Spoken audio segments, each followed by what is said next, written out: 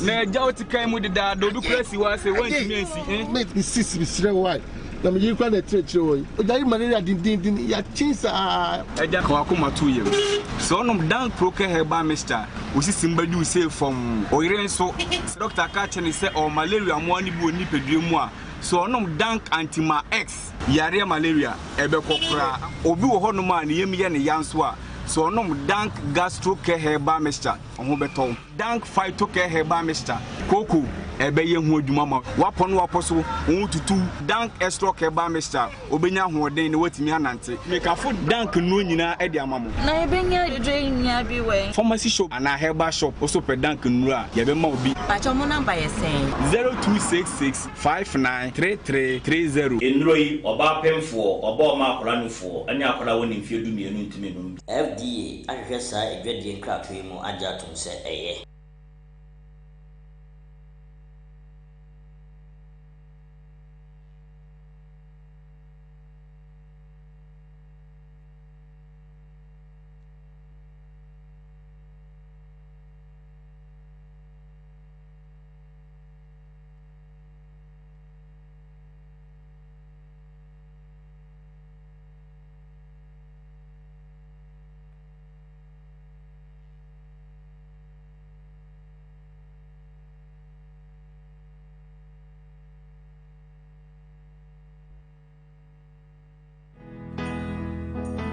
African Center for Capacity Building, AFCA, organizes the following executive and advanced certificate programs like Executive Certificate in Project Management, Executive Certificate in Human Resource Management, Executive Certificate in Real Estate and Property Management, Executive Certificate in Data and Records Keeping, Executive Certificate in Monitoring and Evaluation, Executive Certificate in Logistics and Transport Management, Executive Certificate in CCTV Monitoring and Installation. AFCAP, where capacity building is our priority. For registration and enquiries, please call 0244 405047, 0242135523. We have our branches in Accra, Tamale, Kumasi, and Wa. Saturdays and weekdays sessions are available. Admission is still in progress. Enroll now. Join the African professionals. AFCAP, where capacity building is our priority.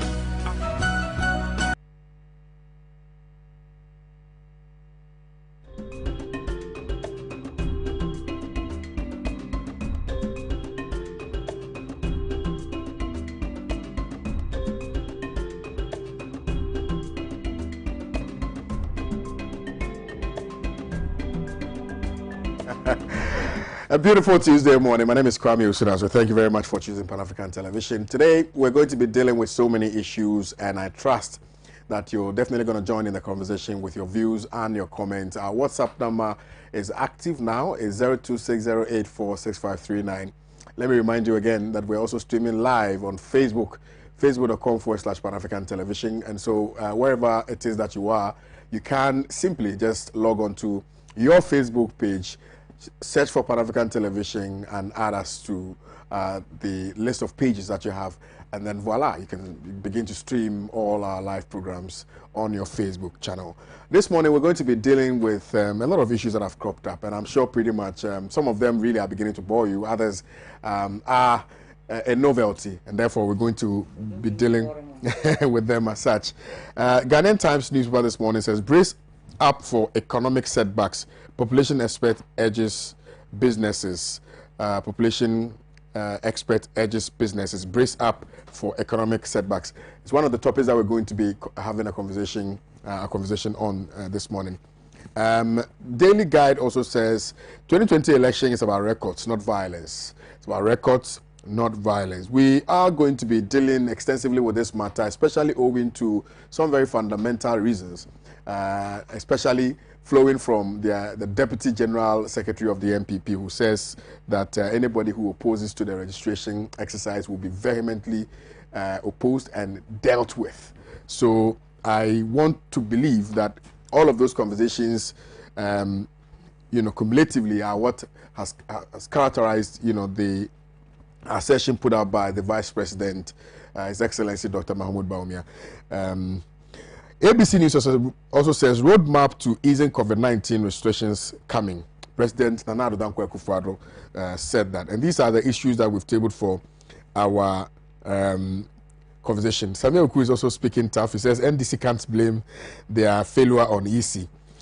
Samuel Oku has been talking. And yesterday on the morning show, when I had a conversation with General Secretary of the NDC, Asiedu Nketia, he opined that if the EC is fair, if the system is freer, is fairer, NDC will win 2020 elections. And I'm sure this response from Samuel Oku is to disagree with the NDC's position that the EC, if the EC is fair, then they are going to win the 2020 elections. I have been joined in the studios by Gabriela Tete, who is with the NDC's Communications Bureau. Good morning to you, Gabi, and thank you very much for your time today. Also seated here is the indefatigable acting chairperson of the CPP, Hajia Hamdatu Ibrahim, who is gunning for the chairperson position of the CPP. Undoubtedly, you know, the best person for the job. That's what I wanted to say. The best person for the job. Hajia, good morning. Good morning, Kwame. Thank you very much. Right. Okay, so these are the topics that we have tabled for our conversation today.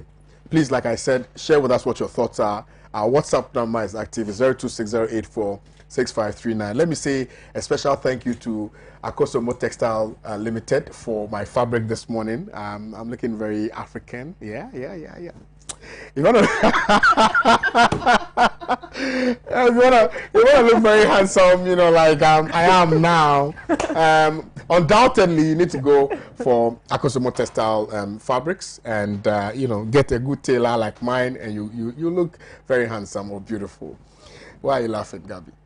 Hajia, what's your fabric? ATL. Hajia is wearing ATL. Why? ATL. You said you are wearing ATL. No, mine is high target. I think it's important. Yours is what? The Chinese made African. I think it's important. The Chinese. I don't know where they make it. One dinner is Africa. No. But we need to wear, you know, it's called African ones that are properly made in Ghana. But this is the original one. Of course, some more textile. That's the original one. Hajia, I'll bring you some. Oh, I have some. Yeah, Who told you I'm not in? Oh, fantastic. I'm impressed. Ooh, Hajia. Well, I'll wait for you. I'm winning. Oh, yeah. Inshallah, so no matter the... So, talking about winning, before we even get into the economic conversations, I think it's important to talk about... Okay, no. Let's talk about COVID-19 first, before we look at the other issues. Roadmap to easing COVID-19 restrictions coming. The AU Day. Okay, let's come. Yeah.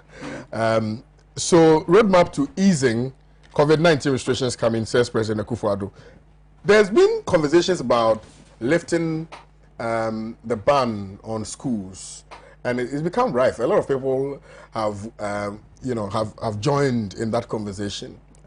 Professor Stephen Adar intimated that we need to follow through with a double track system to ensure that, you know, all students are ready and able to write their exams and whatnot. I don't know whether we are there yet, especially owing to the fact that when France opened their schools, immediately we have 7,000 cases, you know, in their schools. So I don't know whether we are there yet. Hajia Hamdatu, let me start with you.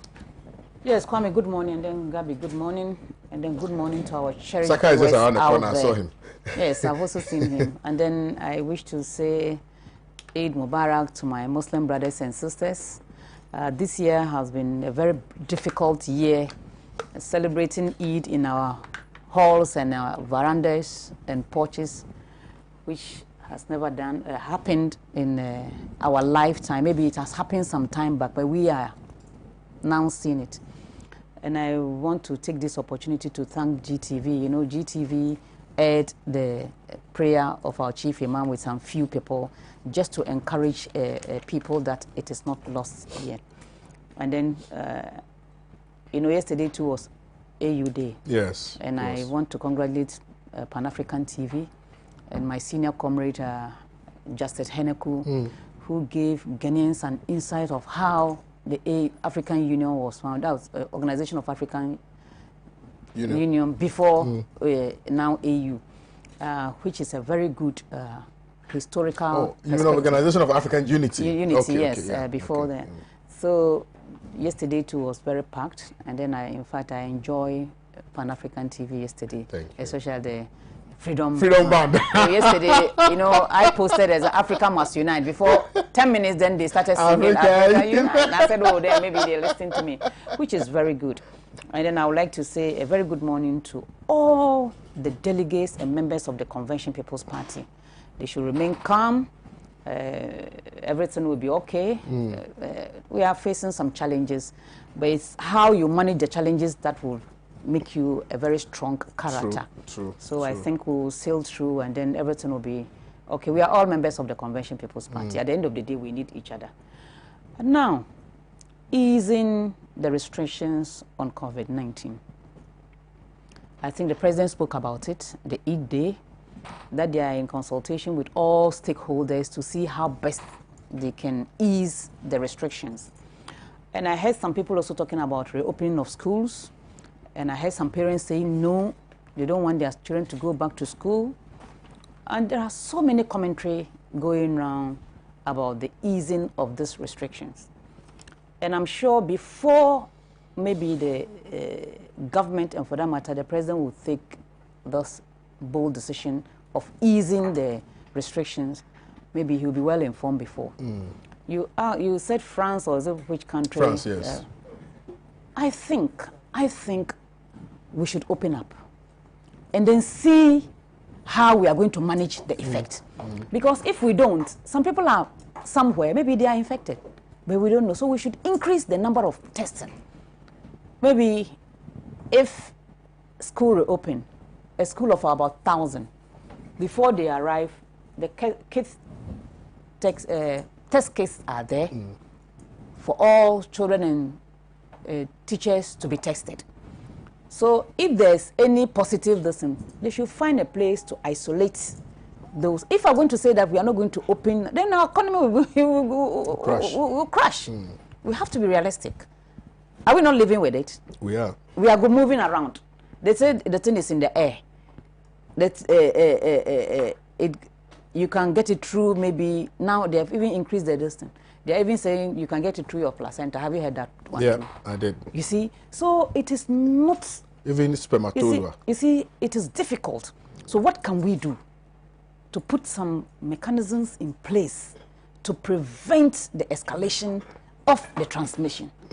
If not, we cannot lock down or maybe continue these restrictions.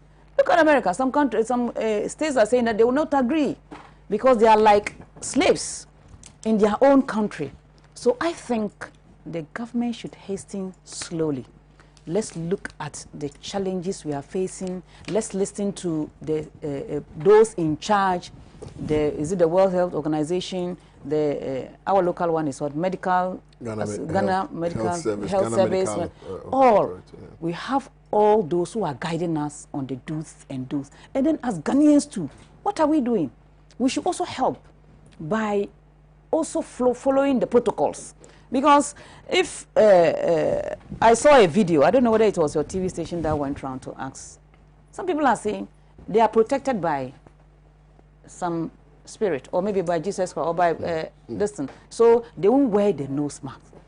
I think in order for us to ease the restrictions, we have to also emphasize on the need to use the nose mask. All the protocols, we should observe it. If we think maybe going to the mosque, we can easily say, okay, only 40 people should be in the mosque at a particular time. It's a gradual process. If the school, we should look at the schools. How many buildings do they have? Do they have maybe 20 people or 50 people in a class? What can be done so that maybe only 25 people will be in the class and maybe 25? If it's temporal canopies, there's nothing wrong with that. We have to be innovative. But if we're going to say no, we're not going to ease the restrictions until September, December, all what our children learn, they'll forget about it. And even look at the bundle they are buying to maybe write their exams online. Very, very expensive. And how many parents can afford that? So I think the president, and for that matter, those in charge, should look at the whole thing critically to see whether it will inure to the benefit of Ghanaians when the restrictions are eased or not. And then we'll look at the number of cases that we are recording now, because I'm not following again. There was a day we didn't record anything. Yeah. So I don't know whether they've stopped putting out the figures. I don't know, because I've not seen that in a while. Yes. I've not. I was wondering why. Yeah, only the one that went to Nkwanta. Yeah. And one case. Because if you're not recording, at least we should be told. We should. Let's understand. So, and then what can we do to manage it? I saw a video this morning. Some places that are using the sanitizer like pomade, because that if you wash your hand and then use the sanitizer in your hand, they are saying the thing is airborne. So they are putting it on their face, their ears, everywhere. You see, so education too, we need to educate our people, because if you drink sanitizer, you don't know the chemical. You don't know the chemical content in it, and they are doing it. Oh, how? You see? Didn't you see the video? I've not seen the video. Oh, it's on my phone just now. How? But how? And they are using it all over their body, the ears and nose and everywhere. That because they said the thing is airborne, it can pass through your nose. So maybe if you're not in the you have to use it. You know, your face, I mean, it goes. Your skin. It goes to tell you how badly we've managed this in terms of communication. No, you know. or some people too have refused to listen. Because if they are saying that wash your hands and use the sanitizer, and you are saying since they say the thing is airborne, it can pass through your skin, so you have to put the sanitizer on your body and everything. I think the education, as you said, we have to increase, double our effort. As we are sitting here, we are also educating people on how to go about this COVID-19. I've been telling people, as for me, if I get the opportunity, wearing a nose mask, you're not wearing it for President Akufo-Addo. You're not wearing it for Bamia. You're not wearing it for Minister of Health. You're not wearing it for Director of Health Service. You are wearing it for yourself. If you say because the government say you should be a mask, I'm not going to be a mask, and you will be walking and the thing enters you, that one, but I think we should look at the whole thing critically and see whether we can manage the even easing of restrictions. Go to the markets. It's already there, because people are, somebody will say, children, do you understand that? They are moving in the markets. It's still choke. So I think our schools should open, and then we should put certain measures in place so that, as I said from the beginning, there will be a screening this thing. The students will be coming, they will screen them. Anybody that shows a sign of, but the school should be prepared and have an isolation center in the schools, because even some of the schools are being used as isolation centers, and even some chiefs and people are saying that they won't allow their premises to be used as isolation centers. So I don't understand, because if a chief or a community will come out and say that this school is in our community, we are not going to allow it to be used as a isolation center, it's a bit difficult. You mean, I think, was it Sopon? Something one like of that. them, I can't remember. So I think the education to, I think the Ministry of Health and NCC, this information vans and so on and so forth, they should target marketplaces, and every day or every other day. Today they are in Nima Market, tomorrow they will be in maybe Malata, next Mokola, and then be conscientizing the people on the risk of this COVID-19. In fact, Kwame, it's scary, but with proper management, we can overcome COVID-19. Okay. Well, thank you very much, Hadia Hamdatu Ibrahim. And if you just joined us, you're watching the newspaper review segment on Pan-African Television, and we're still talking about the fact that the president is announcing some roadmap to ease COVID-19 restrictions. Hadia definitely has dealt with the issue as appropriately as possible. But let me also go to Gabi and listen to her on this matter, especially also because the PTA Council is cautioning against reopening of schools. And of course, reopening of schools is not the only, if you will, measure that, you know, the president is seeking to use in easing the restrictions. But there are several other. I don't know whether we can now go about the organization of our funerals and things like that, you know, and social gathering. Maybe we can begin to go to the clubs and enjoy ourselves. Oh, you know, it's good to, yeah, it's good to distress sometimes, you know. Stress will kill many people. You know, there's a psychological effect of this COVID-19. We've not been discussing, you know, that, but let's hear from you, Gabby. Good morning to our viewers, those watching us on mainstream media and on social media. Good morning, Saka. Good morning, Hajia. Kwame, good morning to you once again. The roadmap. I think they're currently looking at various protocols on different aspects of our lives, because we're trying to see how to go back to our normal routines in the midst of COVID.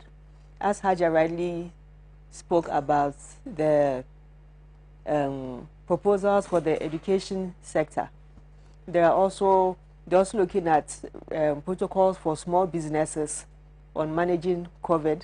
They're also looking at getting proposals from the churches. I know about that one as well.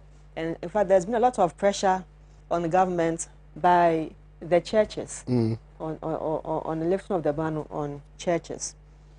Let's take them one by one. On the protocols in small businesses, I know that, for example, salons and spas, I know the health ministry is working with trade to develop some protocols for that sector, because usually, you know, these are businesses that always come into close proximity with people.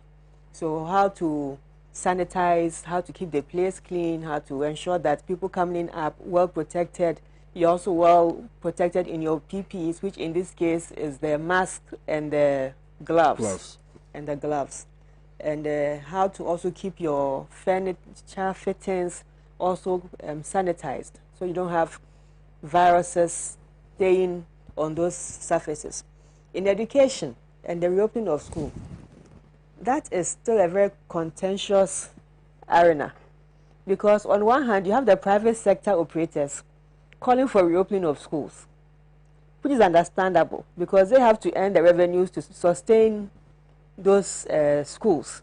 And then you have the teachers and those within the public space also advocating for the suspension of schools for the time being. Everybody's position is valid because everybody does make a legitimate claim. As I said, private sector people are complaining because you have to pay teachers, there's still a calendar running, you still have to pay for electricity, water, all kinds of recurrent expenses that have to be tailored in managing those facilities, even though the kids are not in school. Right. Public sector, because they are mostly paid by government, I mean, whether they go or not, they're going to be paid. But here's the thing. In the midst of a virus that we know no one is immune from, because even little kids and babies can contract the coronavirus. What measures can we put in place to ensure that we have some form of regular, the regular education calendar still ongoing? For those who are in the pre-basic level,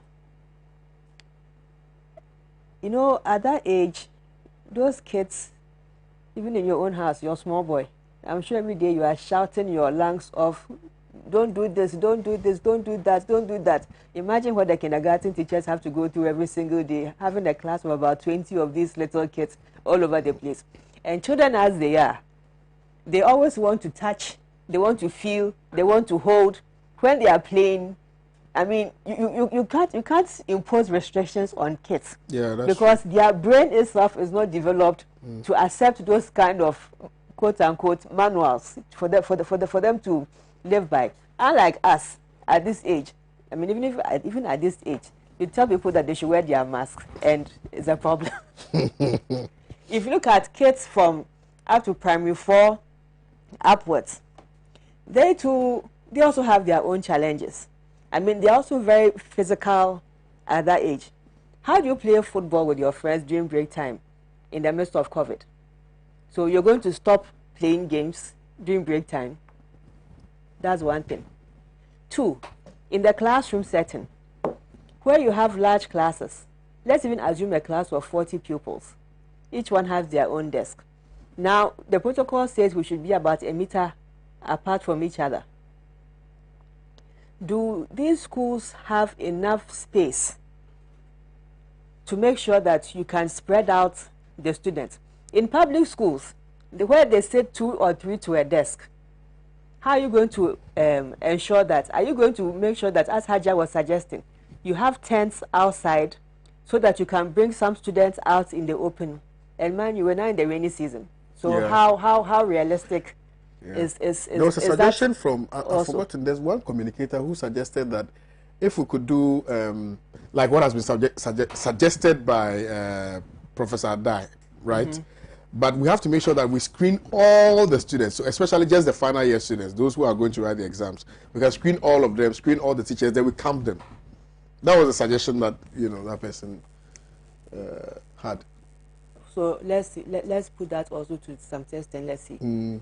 Currently, I think we have about almost 600,000 students in SS3 because of the free SHS policy that have to study for exams. If the other classes will not be on campus, then I think you can easily spread them out in their schools. If those schools have boarding facilities, you can easily spread them out and then spread them out also in the classrooms. So I think just for that particular class, some consideration can be made because they are going to write exams. But what about the rest of the students?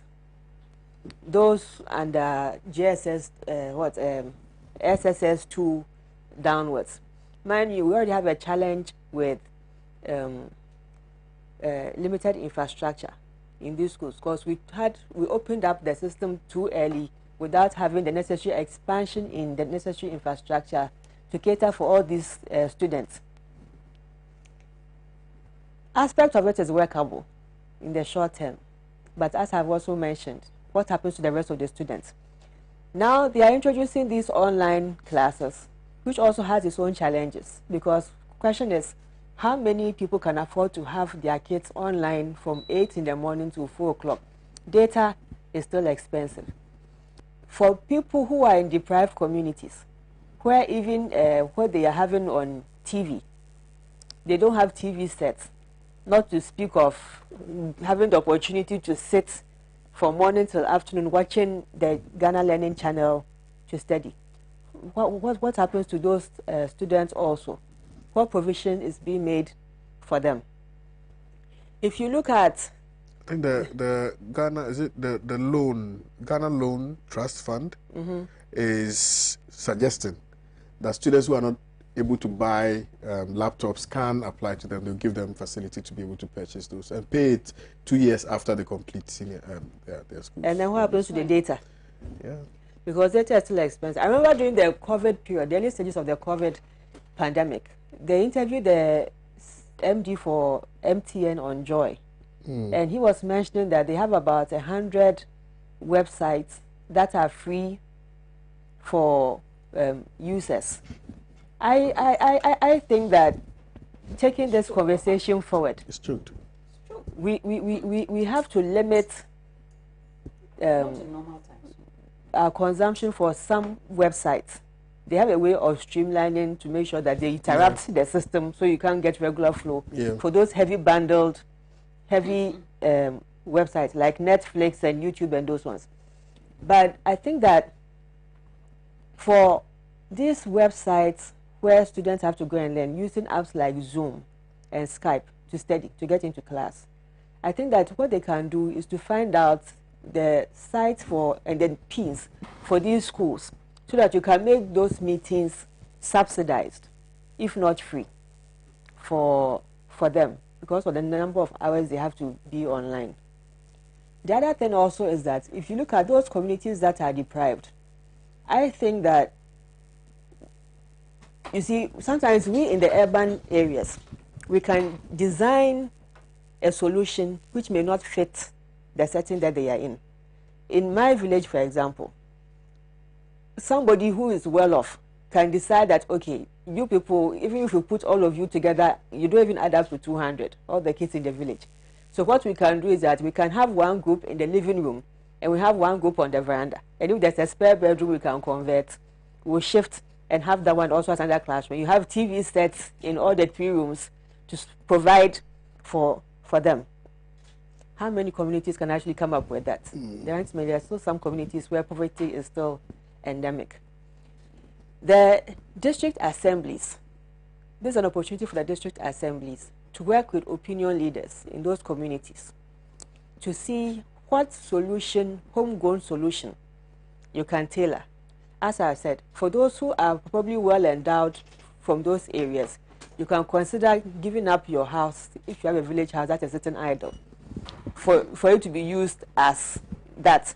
Or you could also help donate TV sets, large screen TV sets to the schools, so that where you had a class of, especially when coming back to the final year students, where you had a class of just about 40 students in the class, now you're probably going to have the opportunity to spread them out and also help them get access to education.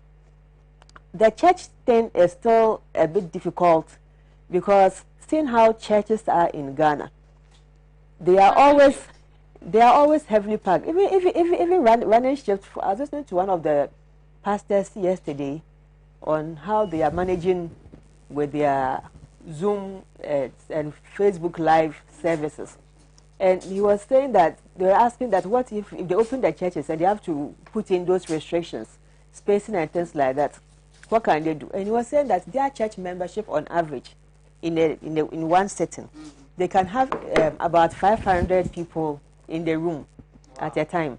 So for them to even, if they are going to space out with the protocols, that means they have to run about 5 services in a day. That is going to make them also exhausted. Because are you going to have 7 choirs, or is that one choir that is going to have to sing through 7 sessions? Do some or is it a preacher that's going to go on? So they are all trying to push for online live services for now.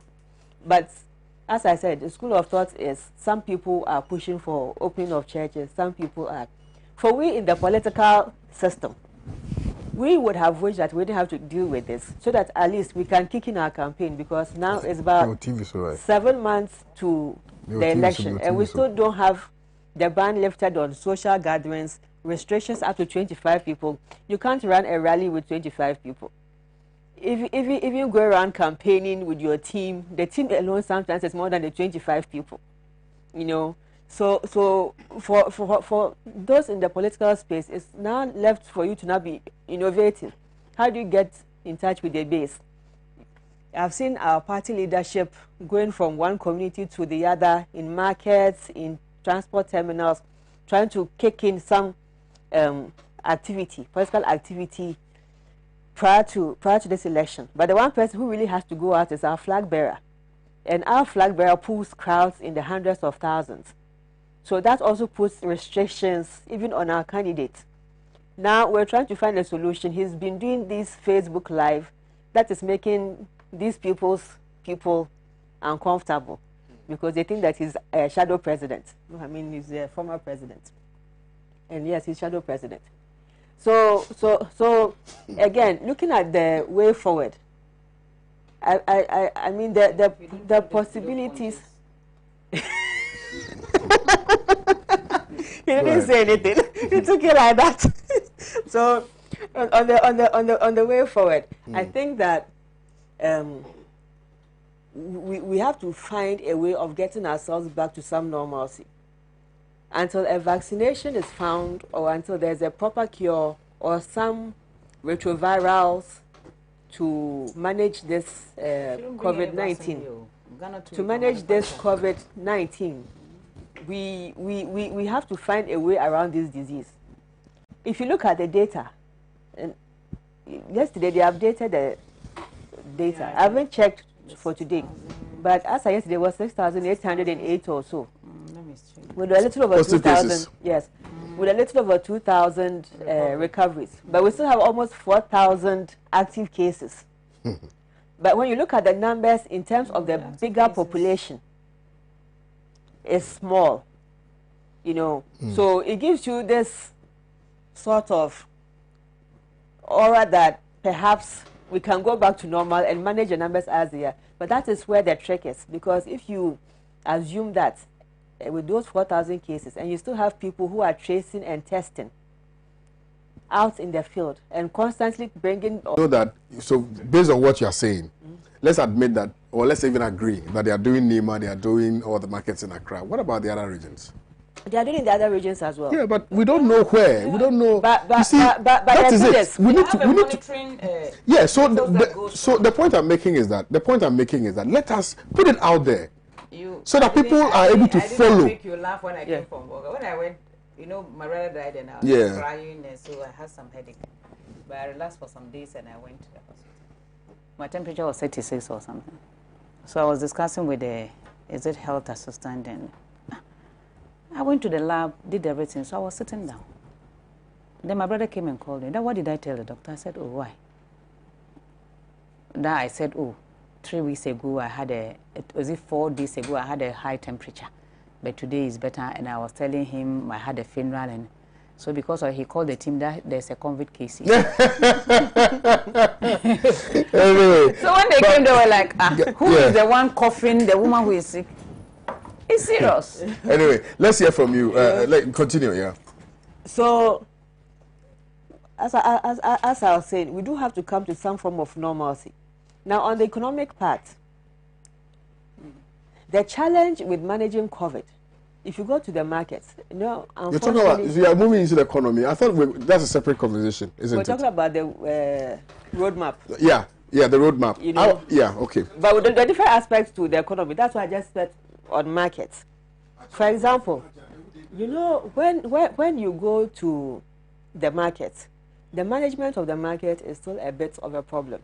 Aside the usage of masks, I think that nowadays there are even more people using the mask. Yeah. But the human-to-human contact is still a bit of a challenge.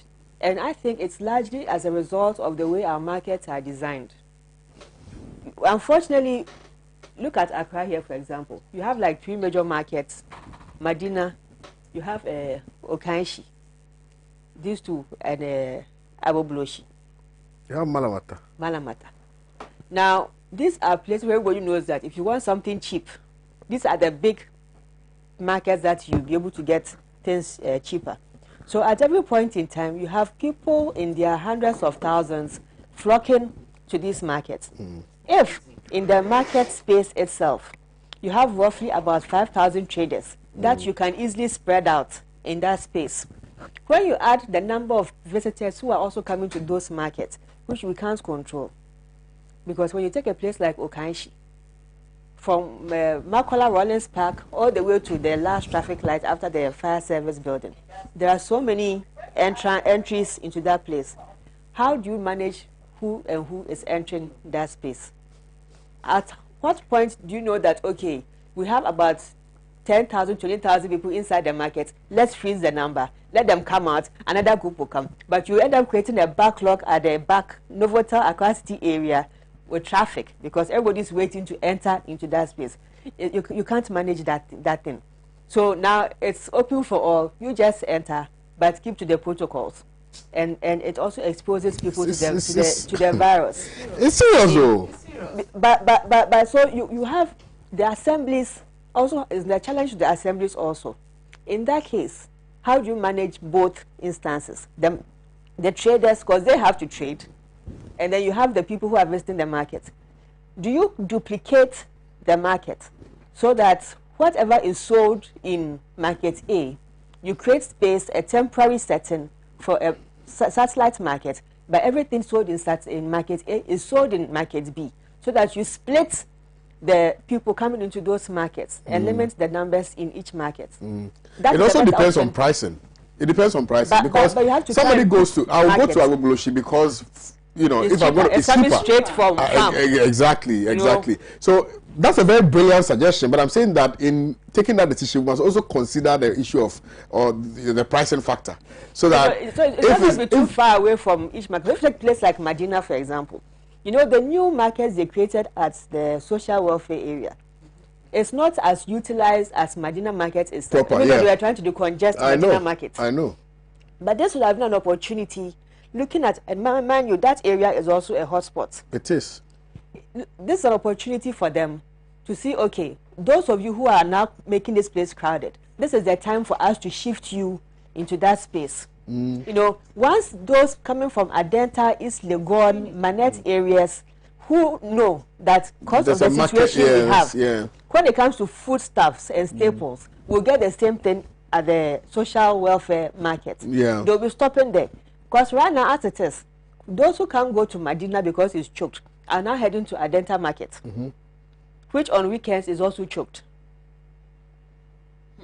You see? But I think that largely is also because of the fact that we sell on the streets. Because I've never been to that market. When we did market stories, one of the promos, we shot it there at the Medina market. And, yeah, and all the people were selling on the streets. Yes. And that's how come it's choked. So if maybe for you, if we're able to decongest and also because sack the people who sell on the streets, we'll be able to at least ease the pressure there, isn't it? Even those who sell on the street, they're also serving a purpose. No, they are serving a purpose. Because they are denying some people going into the market and adding to the numbers. That's a fact. No, but that's a fact, because you see, but for the congestion, people would have simply just walked in and walked out.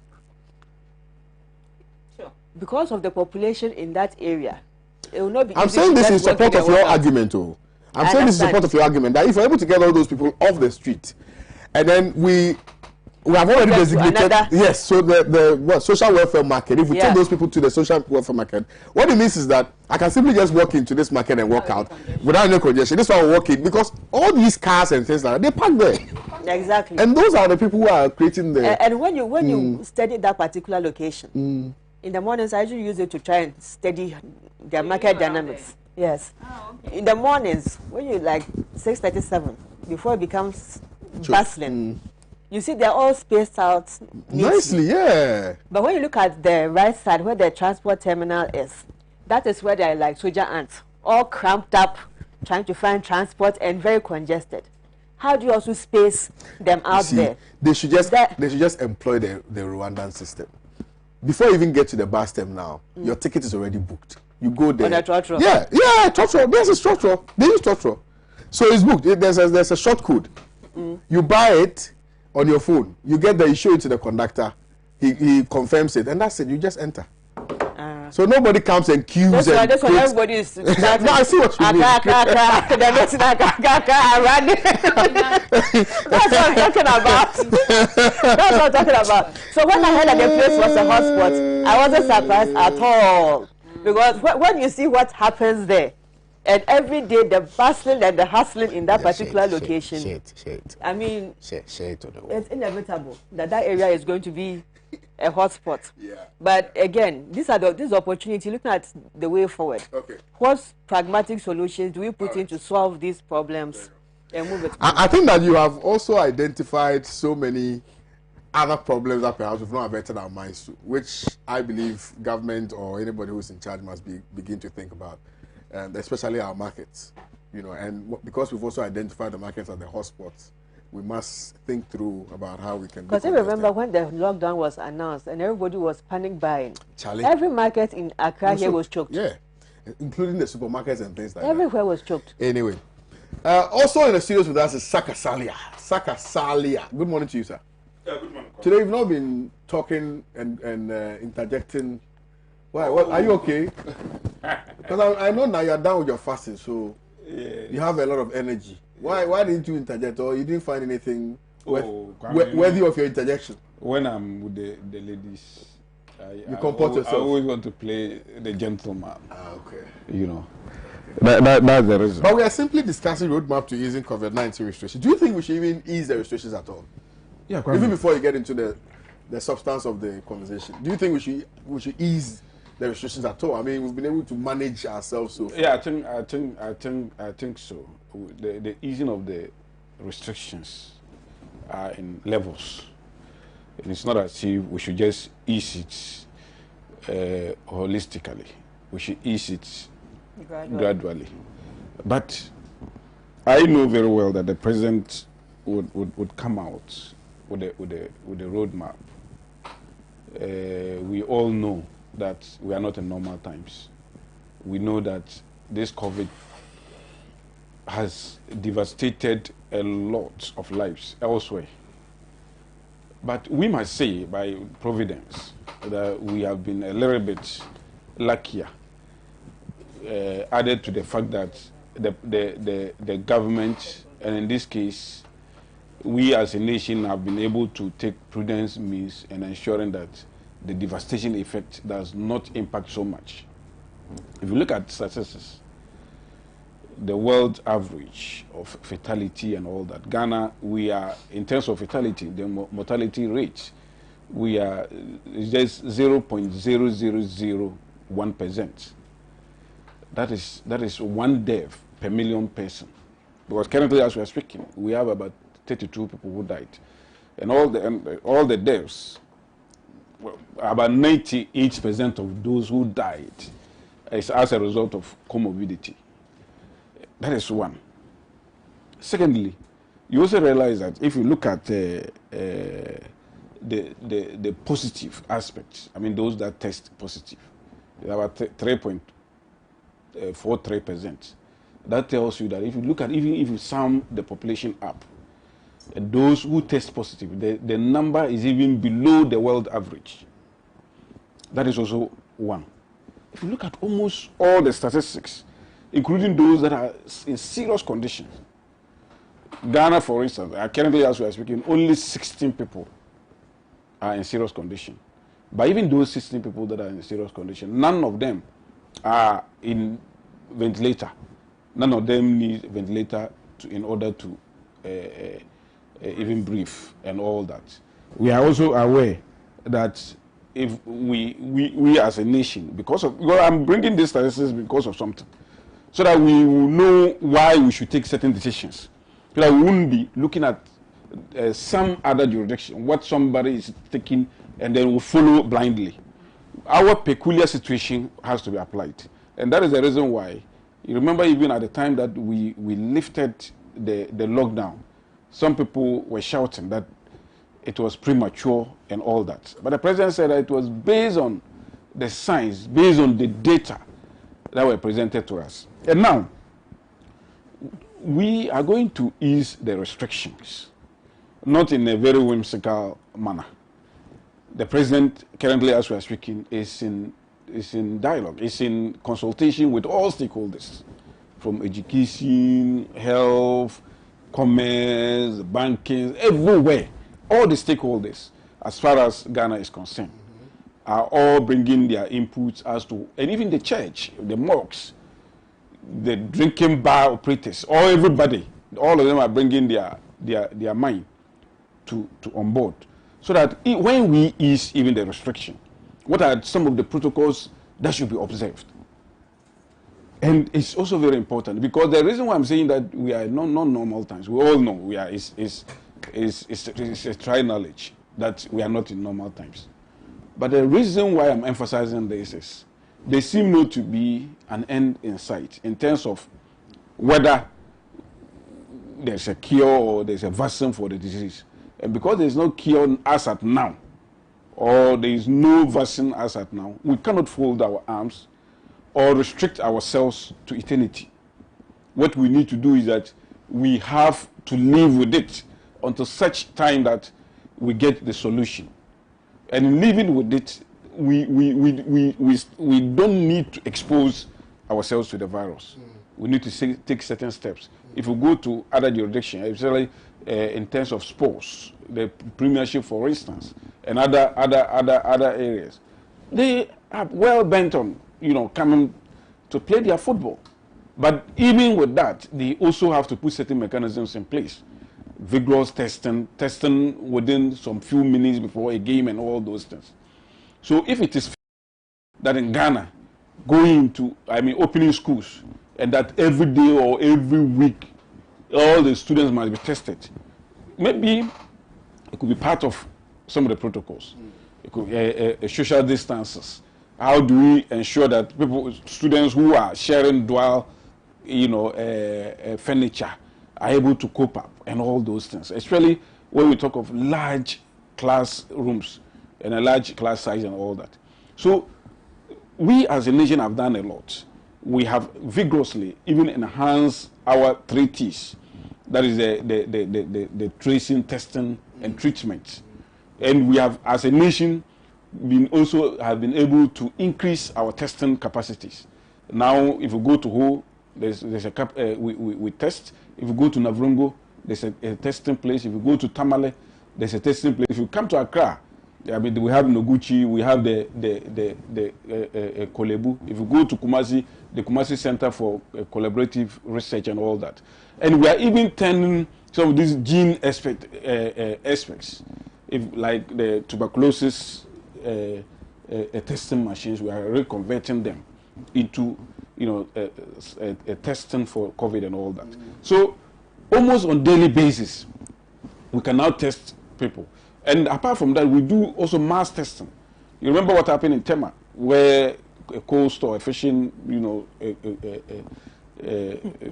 store, where people went and then tested everybody, and then we found out that all of them, almost all of them, about 90% tested and all that. And it is not only that place. It's not only that place where we have convergence of people, like tailors, who converge in mass. The test is conducted. So if we should have a school, definitely there will be a test. So that at least, because if you allow one person to be positive, that one person can infect the rest. So it is very, very important. And I think this is also going to be part of the protocols that is going to be used if we are going to, lift or ease some of the lockdown. For instance, if you are talking about people who drink akpetishi, you remember, I mean, when they go to drink akpetishi, they use a cup, they use the shot, the glass, and then almost everybody use everybody use that same glass. So if you are going to lift the restriction on drinking of akpetishi, it means that they might either have to use disposable sophisticated bus. They might either have to use a disposable cup or something. So the conversation is going on. Almost every sector, we are bringing on board new ways of ensuring that we live with the virus, so that we don't copy blindly by saying that let's go and lock down, even though we are not seeing the devastating effects, even though there are so many things that we as a nation can do to live a normal life and cope with the disease. I think that whatever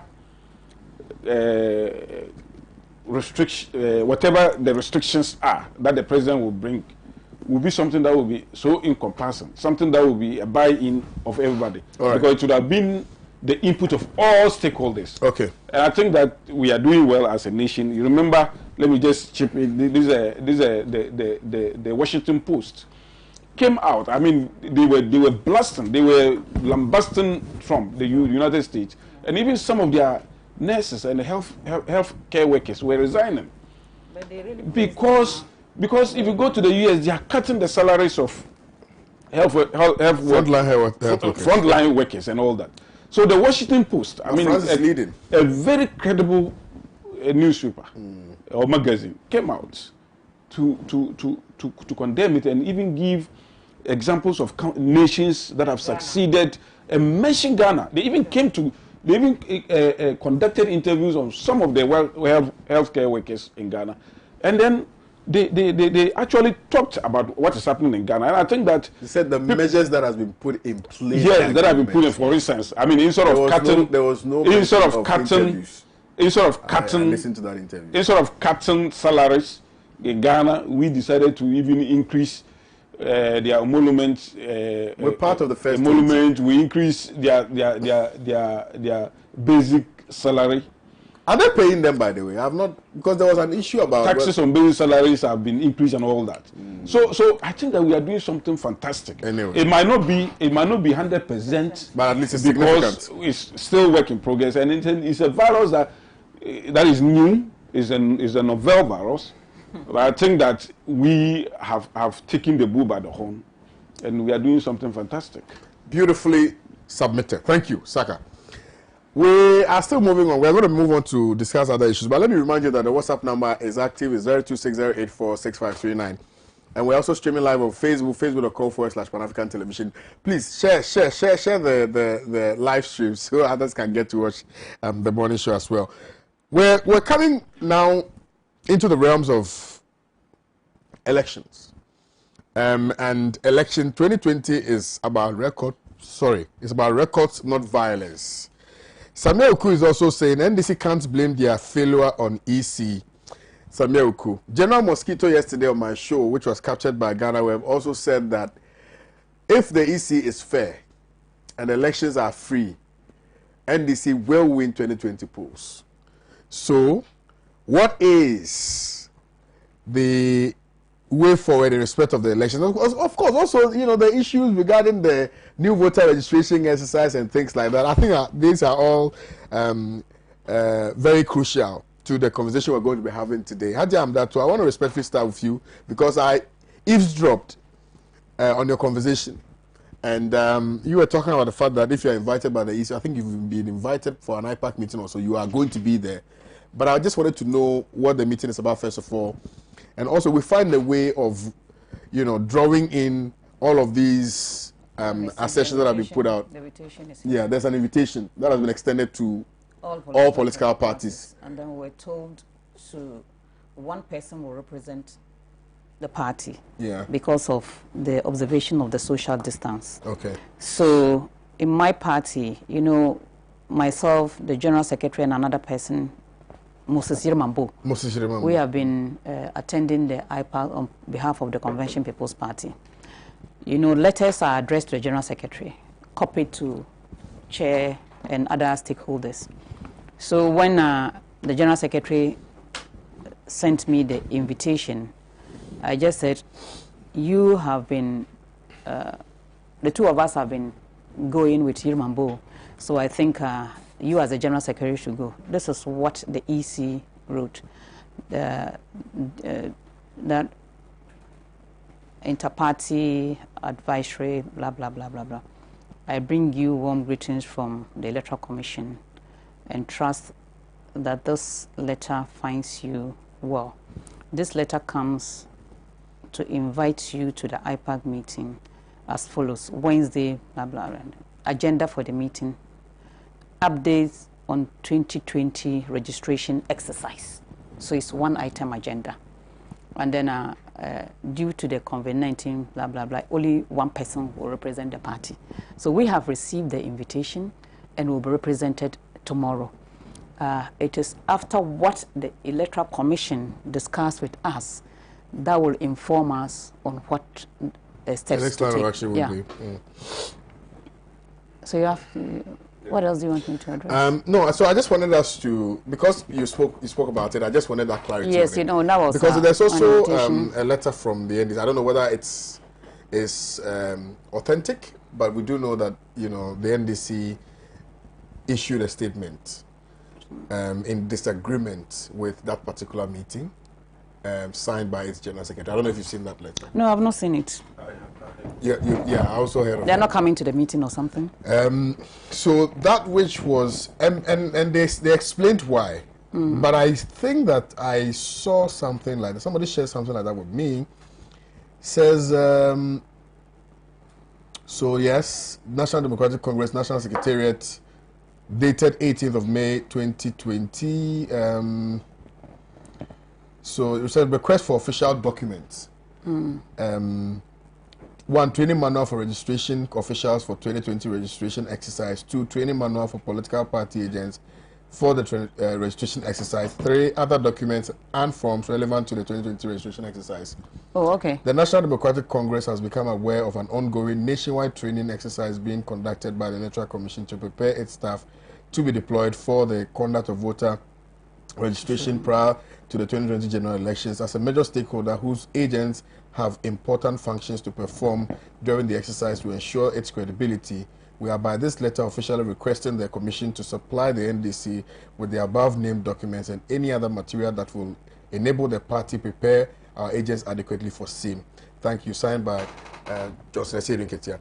Oh, that's so one. I'm just yes. So I'm just I don't know. But did they disagree or they want some better? I think that better particulars. Yeah, they have actually requested for this long ago that the EC should furnish them with, you know, an update about or a progress report, if you will. But Kwame, what you've just read, yeah, I think we should base on our submission on what you've just read. Yeah. So I see NDC shifting from their entrenched position of not ready to participate in the voter register, or maybe they are against the voter register.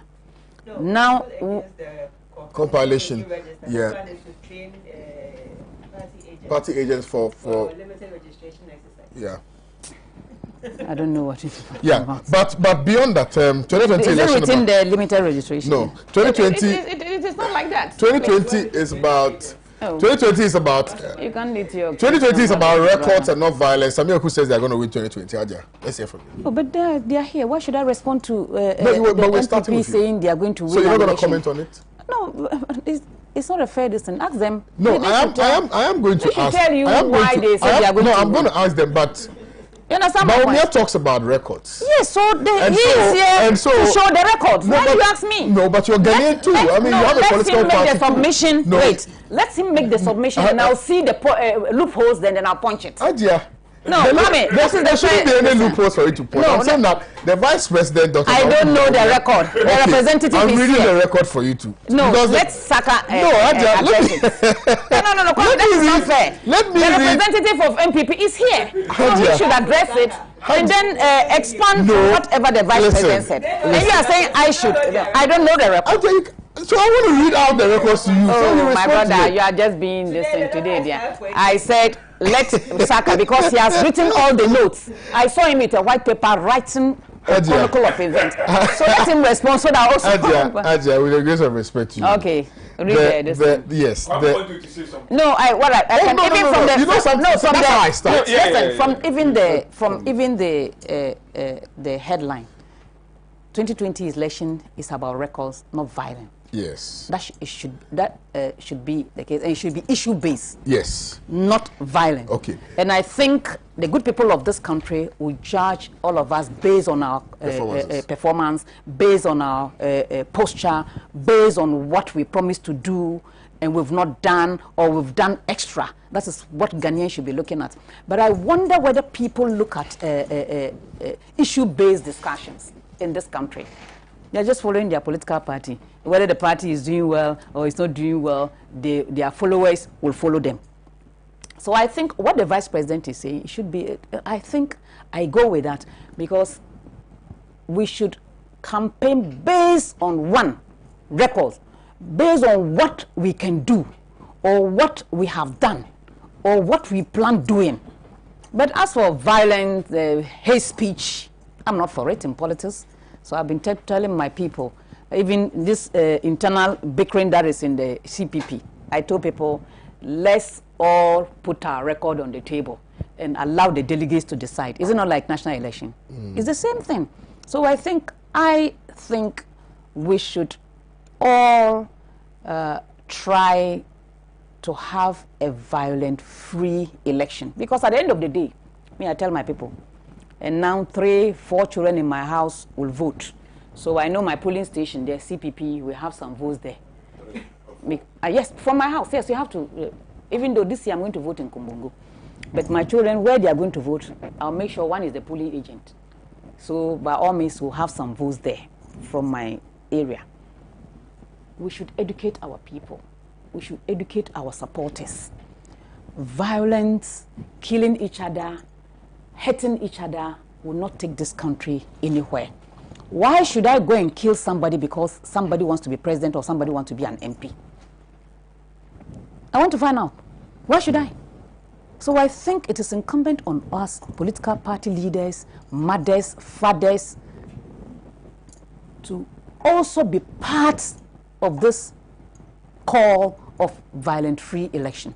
Because if there's a whole chaos in a country or maybe even a community, and most people are hurt, some are dead, whom are you coming to preside over?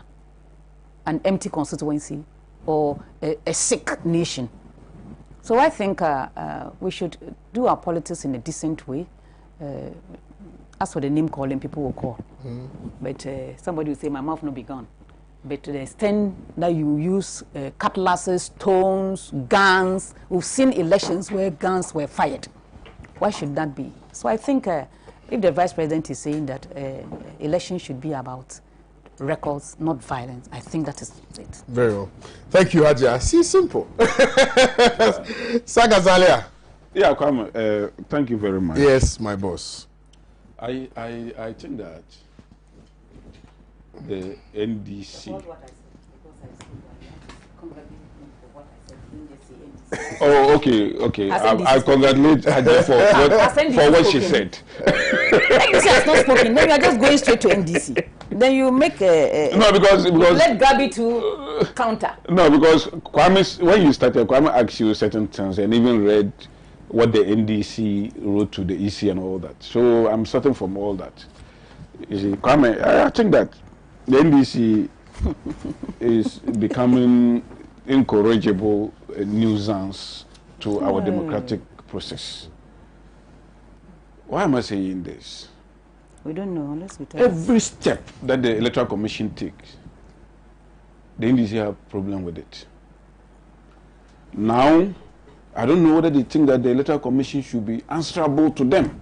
Even the day-to-day activities of the Electoral Commission, they have to, seek the permission of the NDC before they embark on it. I know even IPAC meetings that the NDC rejected. They simply said they will not go. Now they are doing training of trainers. They are just training people to also come and train. And the NDC says that, no, you do not inform us. So you have to inform us. Almost invariably, whatever step that the Electoral Commission takes, even procurement, internal, whatever procurement, NDC says, no, we don't agree with, why do you have to do this? What is even mandated in our laws? Article 45. That the Electoral Commission is so independent, they can compile a register. NDC said, don't compile the register because somebody had already compiled it.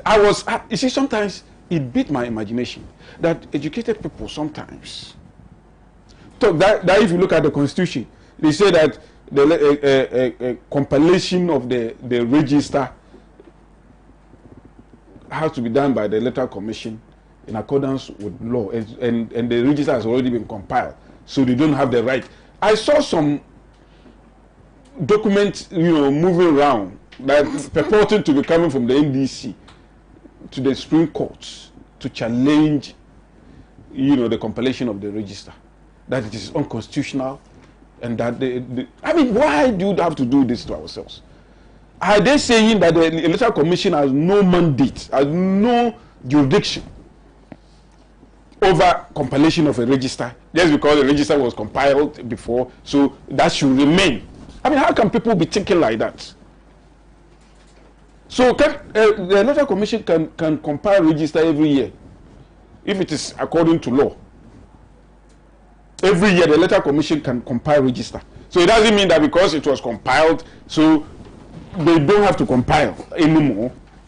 They only have to add on. Another bizarre lesson that they brought, I heard a free anchor talk about it. That, if you look at the law, it means that the register has to be increasing. Now, if they compile this register and then the number comes down, it means that the register is decreasing. So that would have been flying in the face of the law. I mean, can you just imagine this? How can you interpret the Constitution so narrowly and then take your papers and go away? And you think that you have spoken sense. So Ghanaians should applaud you. Don't say that. The same people, did a press conference and said that the EC was acting erratic and irrational. Oh yes, just last week. So I'm saying that they should allow the Electoral Commission to do his work. I was hearing Kwame with your interview with the General Secretary saying that they use every means, they even to ensure that they prevent the Electoral Commission from having its way. I mean, how can you be an anathema to the work of an Electoral Commission? You become the nemesis of the Electoral Commission. The Electoral Commission is not your opponent. Please go and search for message and leave the Electoral Commission to do its work, to do its constitutionally mandated work. When we had grievances with the Electoral Commission, we went to court and then we seek certain terms. The Supreme Court ruled in our favor in all those cases. So if you have any problem against the Electoral Commission, seek redress from court and stop. This Ghana will burn, there will be a conflagration and all manner of, incendiary speeches that comes from the NDC. It is very strange that you, Sakasala, you are saying this that you're saying. What is strange? On the 1st of September 2016, these were the exact same words you used when you were criticizing the EC. What did I say? I'm reading your post from the 1st of September 2016. According to the group, which is your group, Truth and Accountability, whatever forum. In a statement, the group said, what? Truth and Accountability Forum, as a civil society organization committed to the truth and development of our nation, would want to bring to the notice of your esteemed National Peace Council and the international community the need to call the EC and Madam Charlotte said to order to avert potential conflagration that is lurking in the bend. Our nascent democracy is at a crossroad, and without, I'm quoting you, and without sounding like a prophet of doom, we can sense the future is not promising due mainly to her belligerent posture in the face of wise counsel. Naivety and partisanship is ringing all over her, and that does not portend well for the stability of this country. You added. And these are the exact same things the NDC is doing. And these are the same. Listen to me. Let's not do this. No, Kwame. What is bad yesterday is bad. Why, Don't do that. Listen. Don't do that. Listen. We said these things when the Electoral Commission then refused to heed to wise counsel. Which was that we needed new voter register. But we did not ban Ghana. So that's what. But what are you saying? Did we ban Ghana? You said it has the potency. Has the NDC also banned Ghana? but that is what they are saying. You criticized. You sat here. You quoted Article 45 of the Constitution at the time. Wasn't Article 45 clear to you? No, but you see. But the EC is an autonomous, independent entity that is supposed to be allowed to do its work. We said what we said because, the signs were all over that the voter register was not fit for purpose. The EC said that they disagree with us. They went ahead. Did we ban Ghana? We never. So. After the ravages of time, after the passage of time, we should be wiser as a nation that you can have your opinion, but the Electoral Commission opinion is supreme. Yours cannot play superior to that of the Electoral Commission. And that is the reason why I'm saying that what the NDC did, if you read what they also see, it will be in complete contrast with what they are also saying today. So what has changed? But you see, the NDC is also raising very compelling arguments to the contrary, that on the face of what's it called, the compilation of a new voters register, it's needless at this material moment. They have also proven beyond every reasonable doubt from where they sit that we do not need a new compilation, a new register. No, and for that you have a problem with. When Charlotte said we didn't also need a new voters register, that one you have a problem. If we look at the NDC arguments, you see, we are. And I'm quoting you. You said that her resoluteness to remain defiance. Resoluteness. Resoluteness, whatever. All right.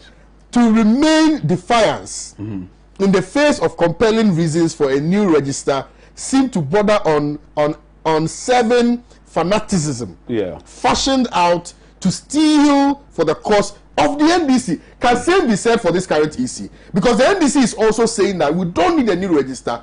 You people are saying we need a new register. So are the actions and inactions of the EC also gravitating towards your own benefits? No, what I'm saying, that if you look at our arguments, it's consistent from 2016 up to now. The NDC one, is inconsistent. It's very inconsistent. How? Now, when you wanted the voter register to be changed, let me also say the voter register must not be changed. And the argument has been consistent. I mean, very consistent. If you look at even the Supreme Court rulings, if you look at the fact that even Charlotte Osei herself says that Amadou Sule was doing illegal transfers, if you look at the fact that the vendors themselves has already given them the money to perform that constitutional duty, you sit here and say that it is expensive. So their argument must be very consistent. But that is not the case. And you see the incoherence of the NDC. All manner of arguments, like what the General Secretary was doing here. You see Elvis Afule Yankra. All manner of argument that do not make sense to anybody. Okay. You see. But Kwame, the 2016 definitely will be about records. It will not be about who is more violent than the other. The NDC proclaimed themselves to be the most violent political party in Ghana history. You remember John Mama says that they emanate from revolutionary tradition, and that nobody, when it comes to violence, nobody can match them or that. It is not about that. We are talking about who can develop this nation, who has a better vision for this country. And if you look at our track record as a nation, if you take the economy, if you take the job creation avenues that we brought. If we take the fact that today, as we are speaking, there's a constant, stable electricity. If we take the fact that even under COVID, we have been able to put in machinery, mechanisms to ensure that Ghanaians are not hard hit. These are some of the things that we are talking about. Thank you very much, Saka Salia. Next time, when you are making statements, know that history will be a point of reference. Kwame, please tell Saka Salia for me that sarcasm is not a way of canvassing for votes. It's what isn't in we, the CPP blood. Thank you for reminding him of what he said some time ago about the EC. CPP is coming back like a kite. That MPP man has no facts, just jumping from one issue to the other. This one is from Maxwell in Nkranza. Good morning. The MPP have nothing good for Ghana. They are hypocrites and realize that Ghanaians will kick them out. They have appointed a Tescon patron who is on record. I have not seen anything linking this man to Tescon. No, please don't put me into any trouble. You. Sir Obama in Kwautafo says the NDC is in a comatose state. No wonder one of their so-called experts in managing COVID-19 couldn't tell us the difference between asymptomatic and autoimmunity.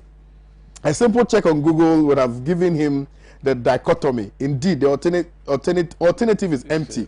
Hashtag 4 more for Nana. Hashtag 4 more for Dafo to do more at Nkoko. Power is making Saka Salia's presentation very arrogant, very unfortunate, and elite will argue the way he's arguing. From Amoliga in Navrungo.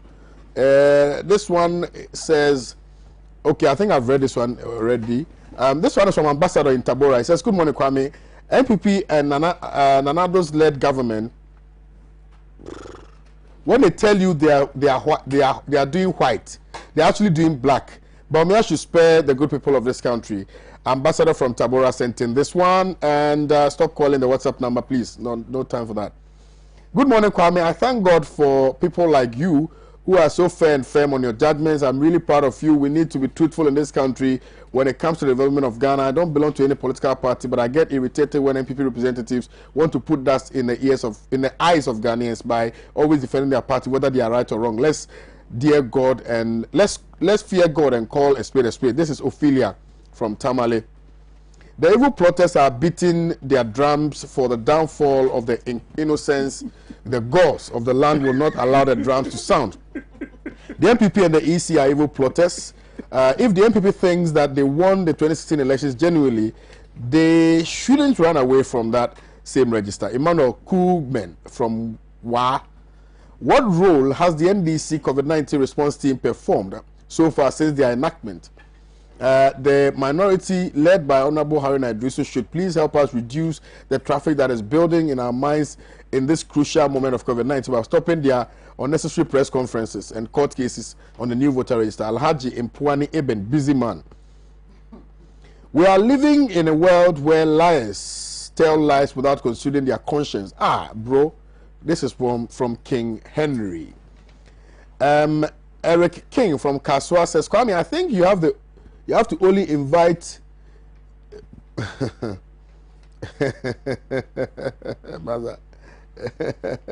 Julius Agahoa and Tahiru in Asawaso says, Security. Yes, the Constitution establishes the independence and autonomy of the Electoral Commission, but is the EC under this administration independent?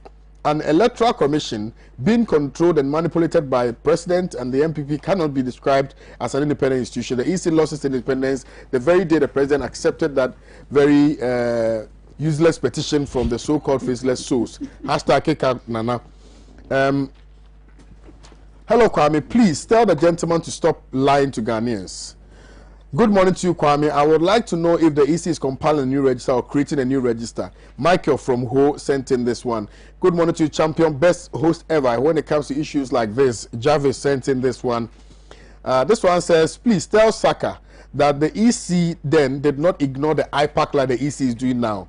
Ambassador sent in this one. I want to know whether the MPP is part of the EC and they keep on, why do they keep defending them? This one is from Leviticus Power. It says, His Excellency Nanado's left government is focused on delivering on all his promises. Can you imagine how Ghana would have been if there was no free SHS, no planning for food and jobs, no employment of over 60,000, backlog of nurses, no peace in Dagbon, just to mention a few. He says, good morning to visionary MP Mavis Hawa Kumsin. Busy man, I've read your message this morning. Salia, I'm disappointed in you this morning. God forgive you for not seeing anything wrong with what EC is doing. Salia, bullet doesn't discriminate. Maybe when the time comes, oh no, I beg you. No, don't wish evil for anybody, please. Good morning, please. Why are you not inviting MPP women to represent on your program to be fair to women? Michael in Dwyer Okwanta. Saka is a beautiful gentleman. We like him like that. NDC should do proper. Yeah. NDC should do proper homework and stop. NDC should. It's a message for you. Of late, I'm getting MPP messages. You won't let me read. Okay, read them. NDC should do proper homework and stop lamenting about the compilation of new voters register. They should devise ways of identifying the needs of the masses and how to meet them, and the populace will stand with them. General Mosquito held the hand of Mr. Mahama and misled the NDC in the 2016 poll, and that's exactly what he's doing again. Kennedy from Joy from Kwando sent in this one. Kwame, I want to know if Saka is a spokesperson for the EC. Pan-African TV, your all-important station risks the high probability. The worst to people like Saka. Sure, I can go there.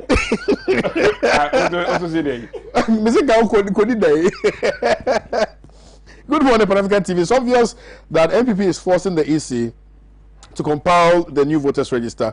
This man is just making noise from action inside DANSO. Good morning to you. I'm Emmanuel Lai from DANSO, and please come and tell Salia to stop disgracing himself and stop behaving this way.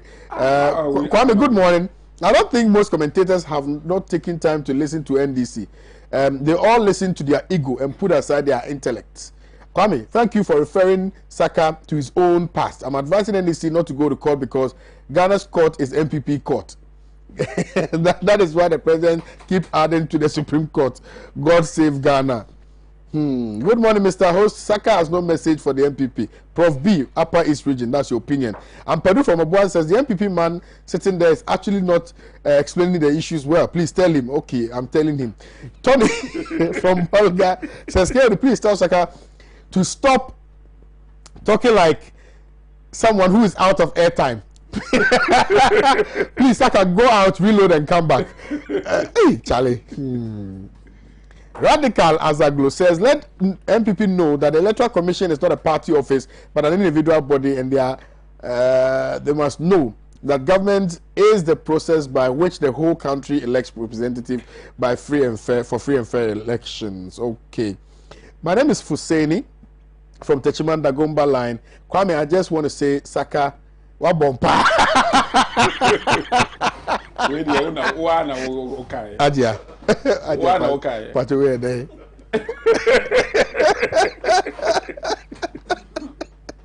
Saga. Oh God! But if I say this to their NDC, they will be offended. Oh, they'll say, "Oh, I'm arrogant." Anyway, let us. They are doing it for you. You are happy and you are sitting here laughing. Or you sent it. Let me read it. With a pseudonym. Let me read a few observations on social media.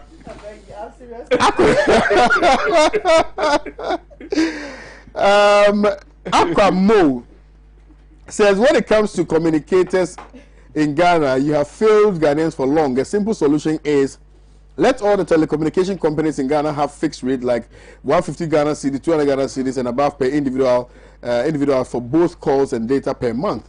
If a customer does not need the data and it is only for calls, the rate will be lower. You can also have Wi-Fi for customers at lower cost. You have to look into that. Isa Al-Hassan Mobila says, good morning to you, Champion K. Would extend my greetings to your panelists, Madam Saka. Hey, Madam.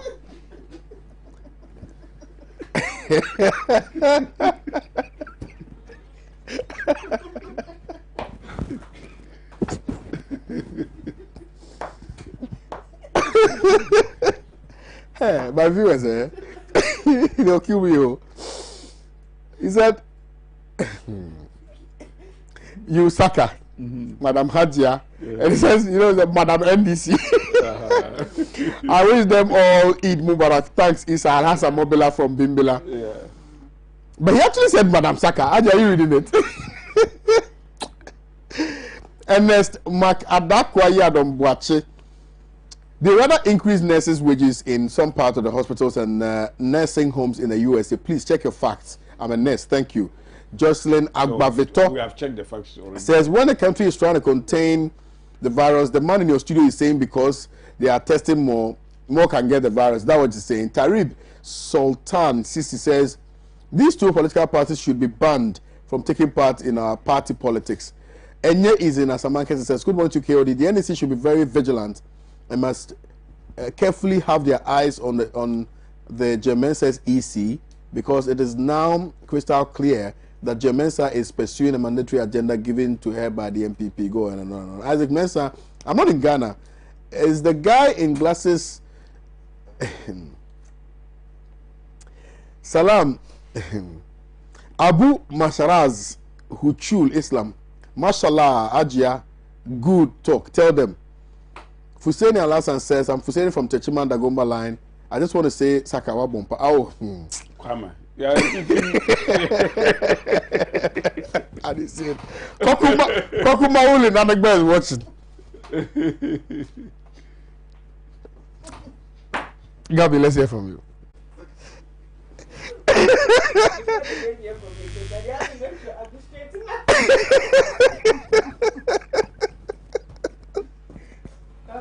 Yeah.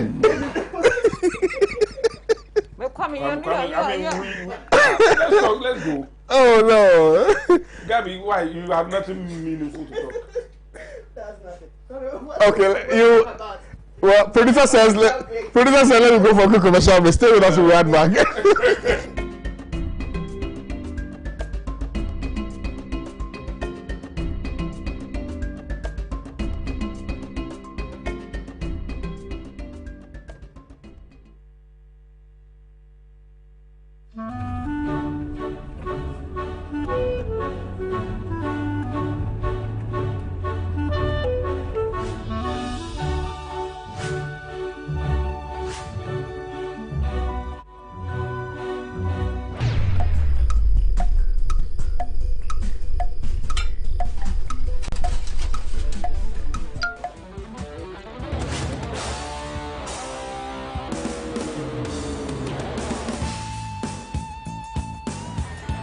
Oh, it's incredible!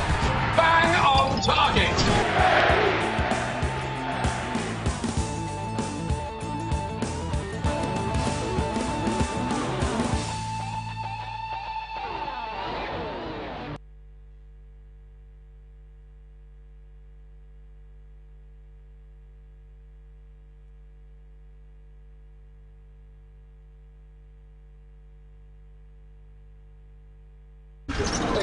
Na jauti kai mu da do bi kurasi wa se wanti mensi mate insist be sire why na me yikwa na treche wo o jari malaria din ya chinsa eja kwa kuma tuye so onum dan proke heba mister usi simbadi use from oirenso doctor ka chene se o malaria mo ani bi oni pedue mu a so onum dank antima x yare malaria ebe kokra obi wo honum a ne yem ye ne yanso a so onum dank gastro care heba mister oho beton dank phyto care heba mister koko ebe ye hu adwuma ma wapon waposo won tutu dank extra care ba mister obenya hoden ne watimi anante mekafo dank no nyina e de amamo na ebenya dwe nya bi we pharmacy shop ana herba shop also per dank no a ye be ma obi pacho mo number ye sen 0266593330 enroi oba pemfo oba ma akora nufo anya akora woni mfie du mienu ntimi no FDA ahwehwe saa edwadie nkratoe mu agya atom se eye.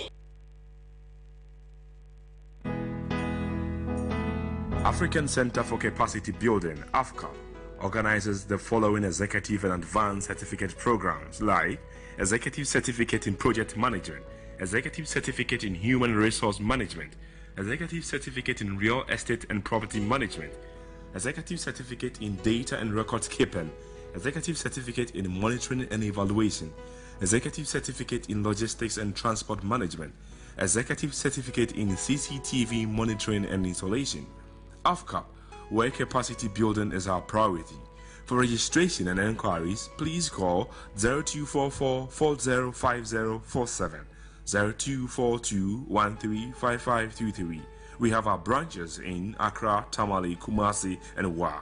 Saturdays and weekdays sessions are available. Admission is still in progress. Enroll now. Join the African professionals. AFCAP, where capacity building is our priority.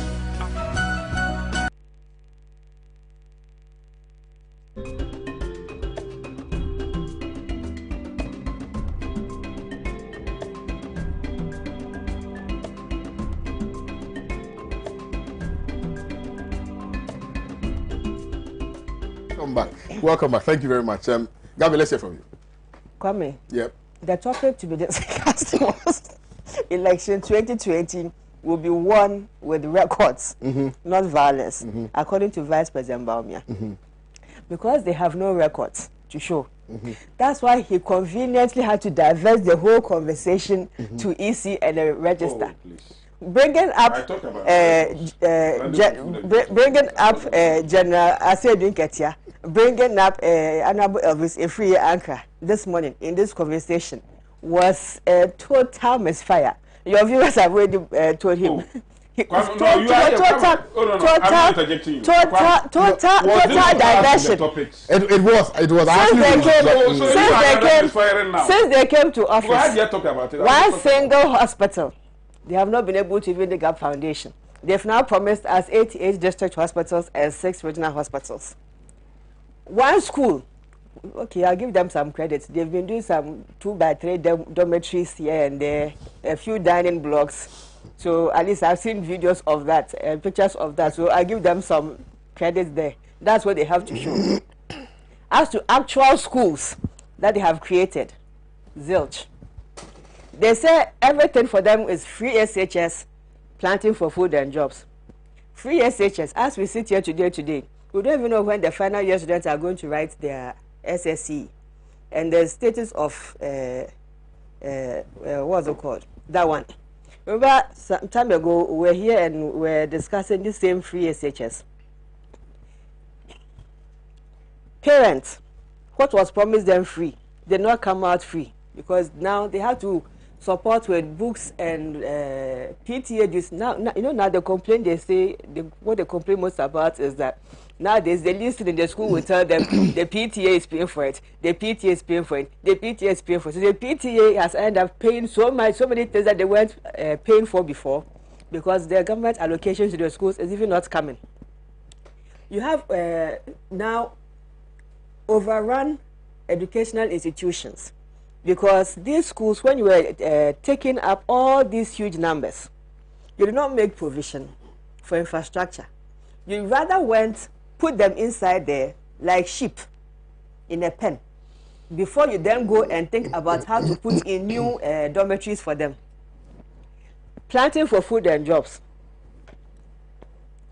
At the time when it was critical for us, when we were going to lockdown and we needed food, that was when you saw that planting for food and jobs has been a mirage.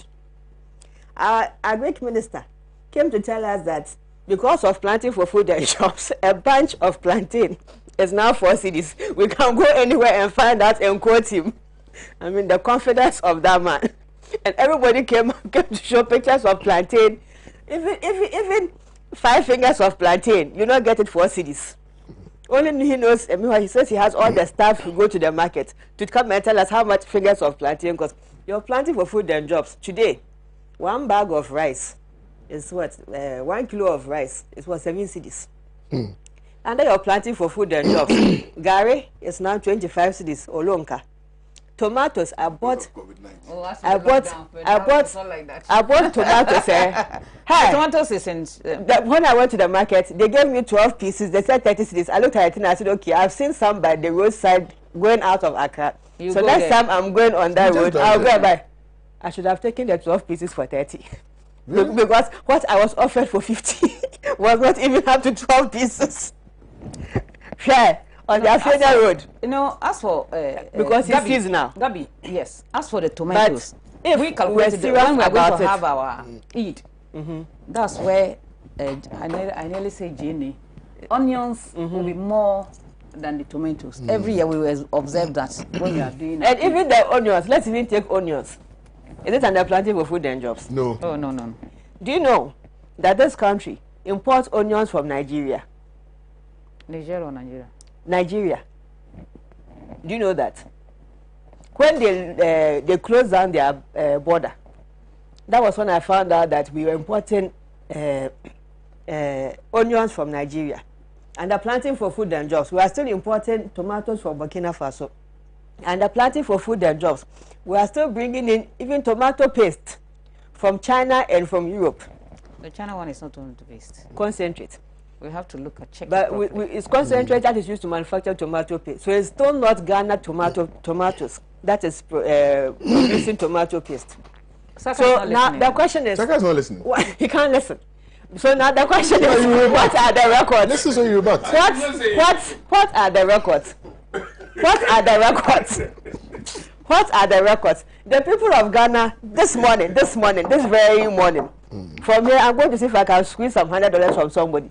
This very morning, I checked. The dollar is now 5.84. Hey.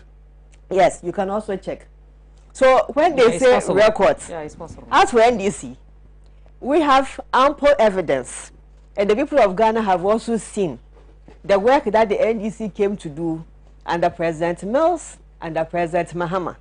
Going into 2020 elections, we are very confident that we have a lot to show for our stewardship for the time we were in office. So no From the time of Kwame Nkrumah up until the time of President Mahama when he was leaving office, we only had 120 billion debts of liabilities. Under NPP with President Nana Akufo-Addo, we currently have exceeded over 200 billion. And as we speak, we don't even know what it is they used all that money for. They said the year of roads. Kwame, what they are doing is resurfacing. I am here to see a fully constructed road by this administration. What I have seen. But this year is it's been declared year of. And I am telling you, I have seen resurfacing. With gravel. I am here to see a proper road. Even me, my own is bad. The transition road, the one that goes to Bosche, is terrible. Yesterday, somebody sent me a video. Yesterday, so you see, year of road. Yesterday, somebody sent me a video of a culvert in some town. Yeah. Kwame. The soil that is holding the culvert covered with the road is eroding. The unfortunate thing is, according to the community people, the MP and the DC actually came for a sword cutting ceremony that they were going to construct that thing since last year. Up to date, that's the state it's in. So, I mean, whatever sectors, and give us another opportunity. But on the violence part, we were all in this Accra here. When one simple by-election, the NDC had to withdraw because these people had turned the place into a war zone with their vigilantes / national security. The Ayawaso West by-election. But you people, you did it 2 hours. 2 hours. Say it's them big Accra.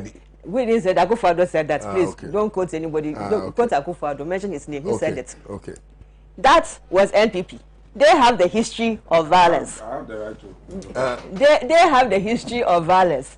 In fact, at that Ayawaso West Wagon, that national security boy, that TikTok guy who was called to the commission and couldn't even speak English. No, the other one. He told Sam George that this is just the prelims to 2020. Now we are in 2020. Thank God for COVID, because now we are all at peace. When they set up that Ayawaso West Wagon Commission, the short commission, the recommendations that were made, how many of those recommendations were taken? They issued a white paper with a whole litany of why they wouldn't accept those recommendations. Total waste of taxpayers' money and time. Talking about the recruitment into the police service, the committee was of the view that they have to look at the recruitment into the security and the police service. As at today, we still have issues with protocol into the security services. Am I lying? Kwame, first of all. I will say first of all, I've not finished. When I finish, you can say first of all. When I finish, you can say your first of all. Please. Kwame. Yes, boss. So on violence, I have not talked about. I just spoke about first one. So on the issue of violence, we are a very peaceful political party. When we say that we have a history, everybody knows that the NDC came out of the PNDC. Everybody knows that the PNDC and the AFRC are brother and sister, and the NDC came from a revolutionary background. It doesn't mean that we are terrorists and we are coup makers and we are what and what and what. It just means that for the same crop of people who also put together the 1992 Constitution to bring us to where we are very much interested in safeguarding the democracy of this country. The Constitution enjoins every individual to do. Exactly. Yeah. So we are only upholding what is our constitutional right and duty. Yeah. And as players in the political field, we are not violent, but that is also not to say that we are a walkover. Thank you. Thank you very much. Good morning, Mr. Host. Why is it that Honorable Saka is doing a sarcastic analysis this morning? I'm not surprised the EC and NIA are in bed with them. Today, MPP is running vehicle oppression of political victimization. Power is going to change hands come December 7th. Greetings to my sister Gabriela and the NDC parliamentary candidate for Finso North constituency, Honorable Caesar.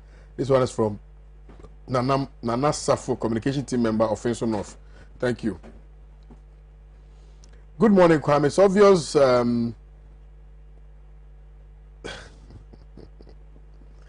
It's obvious in DANSO, man. Michael, tell us which ones, so we thank can give you the for history and sending the your background. message today. The fact that we laugh on the show does not mean we don't take the show seriously. We laugh sometimes just to ease the pressure. KOD, I beg, I heard you talking of roads. Please, Sokodet to Whole Road, which links the national capital to the regional capital, is still horrible. The contractor is even not on the road. Chiamiga Akoto in Taviape. Good morning, KOD, and dishonesty. Mustafa in Lower Manya Krobo says, please, what's the essence of compiling new voters register whilst we are lagging, looking for hospital facilities, road, school buildings, and so on and so forth? Argument. Pardon? It's a moot argument. We lack so many Kwame, one thing Saka hates is laughter. So I think he will continue with the fasting since he cannot eat today because of the way you were laughing out loud. Anytime on Alaji and other panelists are punching holes into his presentations, he will take offense and be asking the reason for the laughter. Kwame, I know him very, very well. You have totally destroyed his day for your laughter. Since you didn't read my first message, Kwame, read this one. Oh, Eric King from Kaswa sent in this one. Oh, Saka, you hate laughter, eh? Good morning, Kwame. Thank you for exposing Saka. Please tell Saka Charlotte to say, put Justice Crab Commission to look into the issue of the register and report to the commission that came out. I think General Mosito said that here yesterday. Kosame from Nima sent in this one this morning. Saka, let me give you just 30 seconds, but my time is up. Well, I mean, for us, not only even for us, but I think Ghanaians are the best judges for this nation. Because if you look at this government, within the short speech of time that we have even ruled, nobody will tell you that we have surpassed in terms of achievement, in terms of deliverable, more than what the NDC did in the 8 years of their rule. Even when we even go to their pet subject, infrastructure development. If we even go into infrastructure development, what the NDC did paled into insignificance as compared to what we are doing now. So show us what let me tell you, you see, when we are talking about, we have physical infrastructure, we have soft infrastructure. If we are even talking about even the telecom industry, what we have been able to do, if we are talking about the financial sector, what we have been able to do by ensuring that we apart from closing down people's banks, what have you done? We have not closed. You see, in 2015, the NDC. Apart from let me tell you, my time is up. You see, she is saying that we, apart from closing down banks, let me tell you, in 2015. The banking sector fell from 21%. The banking sector reports, asset quality reports. That asset quality report actually said that about 9 banks were insolvent, and therefore cannot even do anything. Your mama actually gave money to some of them, financial liquidity to some of them to support their liquidity. And those that the NDC gave them to actually squandered the money. Okay, thank you very much. And you expect us to come and also give them another money. I think your point has been established. Thank you very much. Thank you. When we are talking about, thank you, Saka. Let me when we are talking about who collapsed the bank, okay, so we have achieved better than the NDC. Thank you very much, Saka. Gabi, thank you. Hadia, thank you. And then mute their microphones. Mute their microphones. I'd like to say a big thank you to all the viewers for watching today's edition of Good Morning Africa. I'll see you guys tomorrow. Have a nice day. Salute. Bye-bye.